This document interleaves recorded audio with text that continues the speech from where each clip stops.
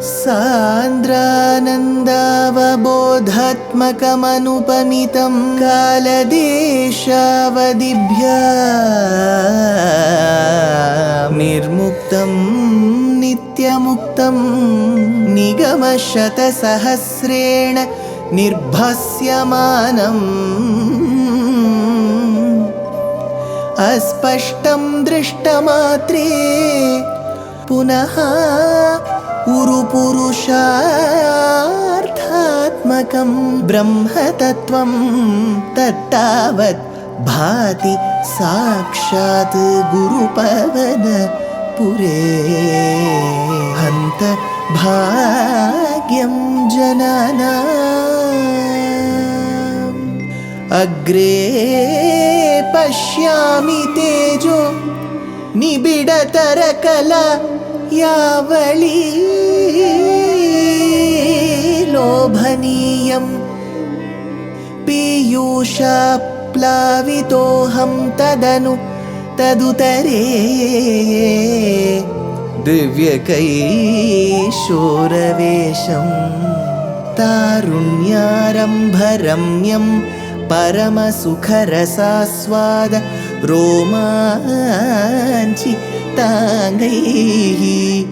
आवीतं नारदाद्यैः विलसदुपनिषत् Sundari मण्डलैश्च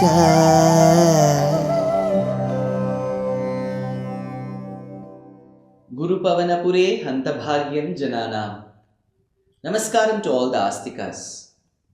We have been experiencing, rather relishing the experiences of Narayana Bhattatri as he has been composing Srimad Narayaneeyam, which is Srimad Bhagavata Purana in a nutshell. In the due course, in the 7th Dashakam, Bhattatri brought before our eyes, in front of our eyes, Brahma's tapasya towards Paramatma Srimad Narayana. And thereby when the ethereal voice which is the Ashariri Vak said, Tapa Tapa, keep on doing tapas. And as he engaged himself in tapas, he was able to see the beautiful drishyam of Vaikuntham in front of him. Thereby he continues, Nana divyavadhu janaira bhibrita vidyullata tulyaya Vishvonmadana hridyagatralataya vidyotita shantara Tvatpadambuja saurabhai kaku turkal Lakshmi swayam lakshyate Yasmin vismayani yadivya vibhavam tatte padam dehi me Yasmin loke Lakshmi. In that particular great abode, which is Vaikuntham, there is Lakshmi. Yasmin loke Lakshmi, in whichever lokam she is, abhivrita nana divya vadhu janaihi. She is just not alone. She is surrounded by various apsaras trees who are ready to do kainkaryam, service to her. A great acharya called as Yamunacharya says in his famed work, Chatushloki, Kantaste Purushottamaha Phanipatihi Shayyasanam Vahanam Vedatma Vihageshwaraha Yavanika Maya Jaganmohini Brahmeshadi Surabrajas Sadaitat Tvad Dasadasi Ganaha. Dasadasi Ganaha. They are all there to do service to you. So Bhattatri says, Anibhrita Nana Divya Vadhu Janehi Vidyotita Asha Antara. Asha Antara Vidyotita. So they keep illuminating. So with the jewelry, with the resplendence, with the radiance that these women have, who are doing kainkaryam, service to Mahalakshmi, they illuminate. Vidyotita Asha Antara. Asha Antara. So they give that illuminance. Then Vishwa Unmadana Hridya Gatra Lataya. Now the entire world is delighted with what he says. Vishwa Unmadana Hridya Gatra Lataya. Lata means a creeper. So generally when you see creepers, they use maybe a tree, a stronger object to intertwine and go around. So they are very slender, they are very sleek. So it is often said in our scriptures that for both the man and the woman, the hip should be very thin. It should be very, very thin. Since it should be very, very thin like a creeper, she is referred to as Hridya Gatra Lataya. Gatram, her body, especially her hip. Lataya is akin to the creeper. Vidyut Lata Tulyaya. And that appearance of Mahalakshmi with a slender, sleek hip is akin to, he says, Vidyut, like a streak of lightning. So you see a large rain-bearing cloud and you see a streak of lightning. That is how it is, it seems. Vidyut Lata Tulyaya Vismayaniya Divya Vibhavam. That divine splendor, Divya Vibhavam, Vismayaniya. It is that which causes astonishment. You know, in Hindi they say, Vismay ho gaya. Vismay is astonishment. Oh my goodness, how beautiful is this? That is the reason for astonishment. Vismayaniya Divya Vibhavam Lakshyate Swayam. And she appears on her own. So she is always present. She is inseparable from Bhagavan. Apritak Siddha Viseshanam Lakshyate Swayam Tvat Padambuja Saurabhaika Kutukat. Why is she so attached to you, Bhagavan? Brahma asks. Then he concludes, Saurabhaika Kutukad Padambuja. She is extremely attached to your lotus feet because your feet, he looks at Bhagavan and says, your feet that is akin to the newly blossomed lotus is also her seat. She sits on the lotus. So the smell of the lotus, the color of the lotus, the tenderness of the lotus, the freshness of the lotus, the appearance of the lotus, all of this is seen in your feet. That delights her, that excites her, that coaxes her to be with you. Tvat padambuja saurabhaika kutukat dehime tatte padam. If Mahalakshmi, Jagannmata, my mother, desires such feet, hey Bhagavan, why shouldn't I desire? Asks Brahma. The next shloka, Brahma continues, Tatraivam pratidarshite nijapade ratnasanadhyasitam bhasvat koti lasat kirita kataka dhyakalpa deepakriti shrivatsankitam attakaustubhamani chayarunam karanam Vishvesham tava rupamai kshatavidihi tatte vibho bhatu me. Hey Vibho, the one who pervades everywhere, pratidarshite yevam, revealed by you. Since he has showcased himself, he has showcased the inseparability of Mahalakshmi from his chest. He has showcased his abode where Nityasuris and Muktatmas keep attending to him. Pratidarshite evam. Since this has been showcased, revealed to Brahma, tatra nijapade rupam tava. Nijapade, that place where you permanently stay, because that is called as Nitya Vibhuti. Vibhuti means a possession. So Shastram says there are two Vibhutis to Bhagavan, two large possessions. One is the eternal world that is beyond dissolution, that is beyond creation, that which is eternally present, perpetually present, that is called as Nitya Vibhuti. Tat Vishnoho Paramam Padagum Sada Pashyanti Surayaha Diviva Chakshuradatam Tat Vipraso Vipanyubo Jagruvagum Sat Samindate Vishnoryaf Paramam Padam. So when we describe Paramapadam, when we describe Nitya Vibhuti, that is indestructible, that is eternal. Whereas the world that we have been living in is a Leela Vibhuti, which is destroyable, which does undergo dissolution, which does undergo creation. At different points in time, Bhagavan showcases his Leela, exploits through various avatars. So this is called Leela Vibhuti. From here, Brahma was shown, thereby Bhattadri is also shown.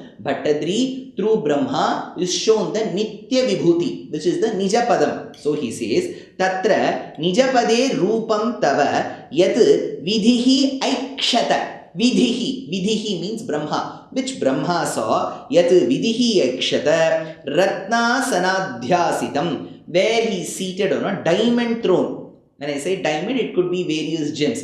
Ratna Sanadhyasitam Bhasvat Koti Lasat Kirita Katakadya Kalpa Deepakritim. And as he is seated, how is he there?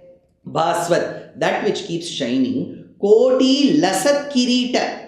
It is just not one sun or few suns. Many innumerable suns put together. Lasat Kirita Katakadya Kalpa Deepakriti. The ornaments that he wears is so very resplendent as if many suns were put together. Shrivatsankitam. Thereby, he is also characterized by the Shrivatsa mark because he has already mentioned the importance of Mahalakshmi. Where is Mahalakshmi seated? On his chest. Where in his chest? On a mole. What is that mole? Shrivatsam. So he says, Shrivatsankitam Atta Kaustubhamani Chayarunam. Now, it is rendered red, crimson red, by the luster of the Kaustubha gem that he wears around his neck. So, there is a Shrivatsa mark, Mahalakshmi seated, then there is Kaustubha gem. Karanam Vishvesham. Now, he very clearly states this is the Karanam for Vishvesham. This is the cause for the world. How do we know? We'll know it in the forthcoming shlokas. Te tat rupam me bhatu. Te tat rupam. That form of yours should be revealed to me, says Bhattatri through the voice of Brahma. Next comes the 8th shloka. Kalam bodha kalaya komala ruchi chakrena chakram disham avrinvana mudara mandahasitasyandah prasannananam Rajat Kambugadari Pankajadhara Srimad Bhujamandalam Srashtustuštikaram Vapustava Vibho Madroga Mudvasayet. He Vibho Tava Vapuhu. He Vibho, the one who pervades every bit of space with a quality called Vibhutvam. He Vibho Tava Vapuhu, that divine form of yours that I have been describing till now. Avrindvanam Chakram Disham. Thereby, that form of yours, Chakram Disham, through its resplendence, envelops the entire horizon as we see around. Avrindvanam Chakram Disham, Kala Ambodha Kalaya Komala Ruchi Chakrena. How is your form?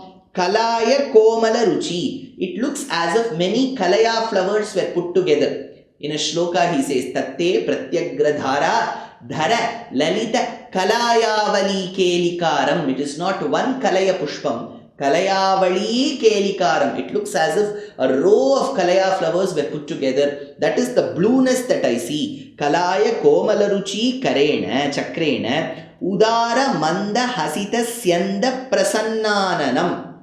With that beauty that is there throughout head to toe, he says Manda Hasita. He gives such a gentle smile. It is not some devilish laugh. It is not a guffaw. It is not something where he giggles. Manda Hasita. It is a gradual smile that captivates one's hearts. Udara Manda Hasita Syanda Prasannananam Rajat Kambu Gada Ari Pankaja Dhara Srimad Bhuja Mandalam. And how is he adorned? Now, as he describes the drishyam that Brahma had and then he has enumerated, he also sees Guruvayurappan, Sri Krishna, right in front of his eyes. So he says, Rajat, Kambu, Gada, Ari, Pankaja, Srimad Bhuja Mandalam. Broad shoulders, beautiful chakram, shankham, Gada, Padmam, with all the ornaments. Gada, Ari, Pankaja, Dhara, Srimad Bhuja Mandalam. Tuštikaram Srashtuhu.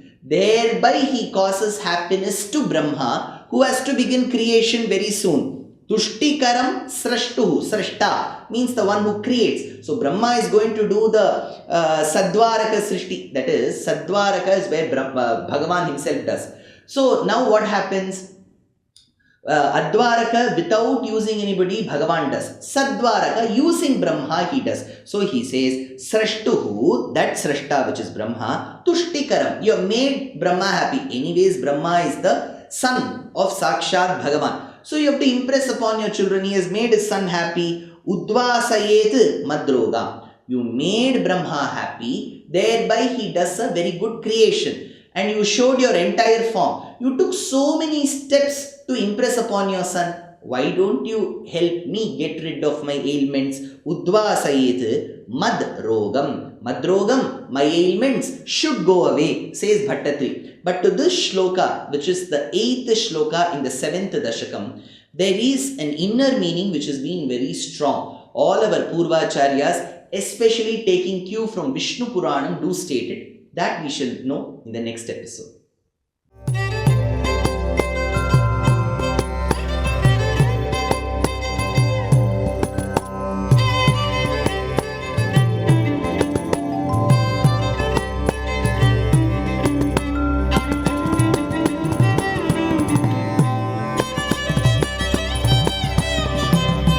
कल्याणरूपाय कलौ जनानां कल्याणदात्रे करुणासुधाब्दे कंवादिदिव्यायुधसत्कराय वातालयाधीश नमो नमस्ते।